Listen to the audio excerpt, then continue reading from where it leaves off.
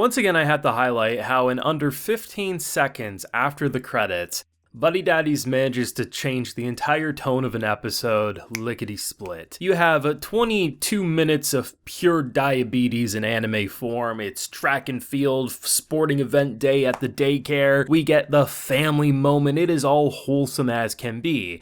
Not gonna lie, throughout the entire episode, I'm still worried. I'm still waiting for the shoe to drop because in the previous episode, yes, we had an extra week break given there was that recap episode. But nonetheless, we knew after Ray seemingly being pulled back to his family, ultimately, the picture, the warning, it felt like Kazuki and Miri more or less had a target over their head if he didn't separate himself. And to end this episode with the same picture that was taken, just a wholesome family moment, saying, "Don't forget," as Q just looks down, almost shaking in his boots. We know the type of man Ray's father is, and we know it's not beneath him to kill a kid, kill a best friend, a father, in order to make his son return home. And honestly, with an episode that's all about building Ray's mindset as to knowing that his true family is with Kazuki, it's with Miri, this is a family dynamic that he wants. He's awkward about it because he's never really grown up in a normal environment, but that's what he wants. So to have it still beaten over our head in such a short fashion to just say,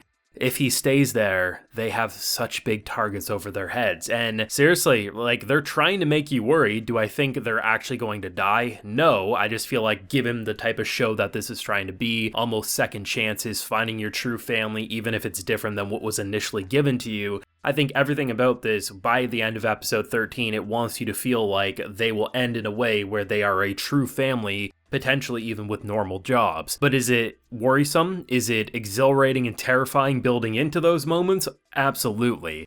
It is going to be insane. It is not going to be pleasant forever, and the momentum is getting going in a very brutal, if not terrifying fashion. Now, I do have a full live reaction available on my Patreon, so if you want to see my full uncut thoughts to today's episode, head on over there and consider supporting. Great episode. Was I expecting it to be so peaceful up until the credits? Not really. I knew it wasn't just going to be guns a-blazing or characters' lives in jeopardy. I knew it would probably be a slow transition of Ray abandoning potentially Kazuki and Miri, and I think the way they used this sporting event where it really was all about the family dynamic. We're seeing that Kazuki as a person, all the mothers, whether single or not, they used to just make their sly remarks, ooh, they must be rich, or ooh, what's the oil baron doing? I love how that joke actually stuck on them, sort of a thing. I love the fact that we're seeing just how much of a father role he's built into. The mothers recognize, oh, what type of amazing cooking have you done for today, for this event, right? Where Ray kind of feels like the outcast, but still you can see how much the mothers and just the general people are like, yo, he kind of looks, just kind of like a hitman, and he kind of has like this odd calming presence that just is sort of attractive. Kazuki trying to brush that away given their actual jobs, but I love how, as awkward as it may have started out, they just feel like a normal family at this point, and that's why Miri casually grabs him to bring him in when her note says family. But I like how, going off of last episode, even if it's been a couple week break, we realize that the family that he's supposed to inherit, the legacy he's supposed to inherit, there's no love there, and his father would easily kill him if he thought it was best for the business, it feels like. He absolutely would. And to see how he's being forced to return to that and how things are being threatened, even though he hasn't necessarily seen the pictures that scumbag is dropping off to Q, at least as far as we know, he was given a warning in episode 8 about separating himself. He has time to resolve things, but don't take too long. With Q seemingly getting his own threats and warnings, it is very worrisome that right now, Ray's father views this family dynamic as a distraction, and we see how he thinks family should operate. That ain't how it should operate from his point of view. So by having an entire episode that's adorable, that's just a sweetness overload, the fact that they use that to really beat it into him, we're seeing genuine moments of happiness from him, whether it's the end of last week with his whole birthday and to then this episode, these moments where he actually cheered. Yeah, maybe it caused our girl to fall flat on her face and maybe lose out on the gold medal, and kind of put him into a downward spiral of depression. But you can't deny the fact that throughout all the depressing looks he gave in this episode, to see him smile or feel like he really is fitting into that father role, you just want it to continue forever. And to just know that maybe next episode, the episode after, something's going to happen. They're going to not just have warnings, I feel like they're going to be targeted. Will Miri be kidnapped? I don't know. There's a lot of uncertainty, but Buddy Daddies has really risen from being this kind of cute, wholesome, weird action family into something that has such emotional weight, where you have this amazing comedy that continues to land. The oil baron joke was funny by itself. The fact that that actually stuck and that's what they viewed their jobs as, I mean, is just the comedy that isn't just about setup